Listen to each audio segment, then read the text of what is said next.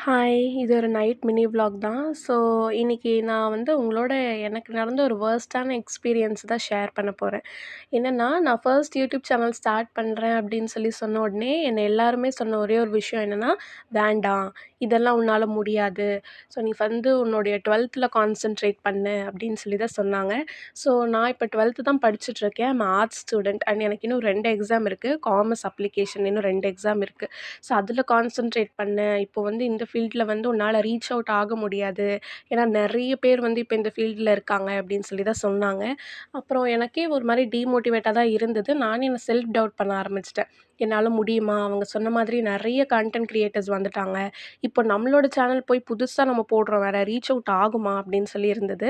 அப்பதான் எனக்கு இன்னொன்னு தோணுச்சு. ஸோ நம்ம பண்ணலான்னு சொல்லி ஆரம்பிச்சுட்டா நம்ம அத ஆரம்பிச்சிடணும்.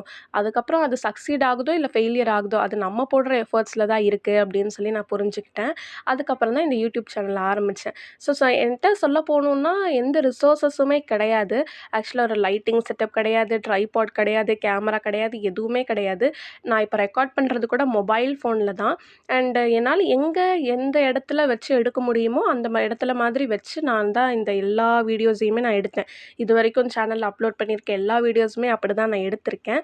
ஸோ எனக்கு இன்னொன்னு என்னன்னா, என்ட்ட எந்த ரிசோர்ஸஸும் இல்லாமயே நார்மலா ஒரு மொபைல் ஃபோன் வச்சு என்னால இவ்ளோ எடுக்க முடியுதுன்னா, அப்ப என்ட்ட ரிசோர்ஸஸ் இருந்தா நான் இன்னும் எவ்ளோ நல்லா பண்ணுவேன், அப்படிங்கிற மாதிரி இருந்தது. என்ன பொறுத்தவரைக்கும் என்னன்னா, நம்ம போடுற எல்லா எஃபோர்ட்ஸ்க்குமே பலன் அப்படிங்கிறது கண்டிப்பா இருக்கு. எதுவுமே ஃபெயிலியர் கிடையாது.